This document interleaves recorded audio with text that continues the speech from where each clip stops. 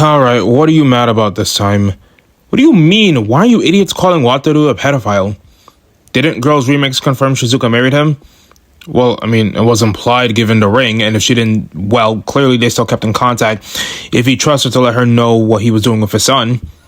But you don't see the problem? When they met, he was 20 and she was 14. That's not true. She was his neighbor for some time. He was socially inept to the point where he couldn't properly step outside at times. And not only did she take care of him and as a closest friend and only friend at the start, she had feelings for him that he never knew about throughout the entire show. And she even put her feelings aside to help him with someone who he had genuinely fell in love with. Yeah, so what? Mio died, so clearly he just moved on to her. Do you generally think he tried to move on and hook up with a minor immediately after she died? Well, okay. Maybe she groomed him. Genuinely, shut up. When did pedophilia and grooming become funny jokes? We have complained that this franchise has mistreated women from both suited and non-suited ends for decades now, and now we think it's funny to joke about a situation where a woman could be harmed despite no evidence to the contrary, or joking about a woman committing a damaging and harmful crime that's just as bad regardless of the victim's gender.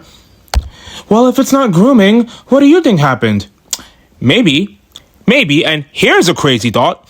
Let's say after 2013 through 2017, when they're both adults or in their mid-20s, he may realize, hey, this first friend that I've cared for and is now someone that I view romantically, or she matured and eventually told him how he feels about her, and then they started dating, and they presumably had a child a couple of years between 2016 or 2020.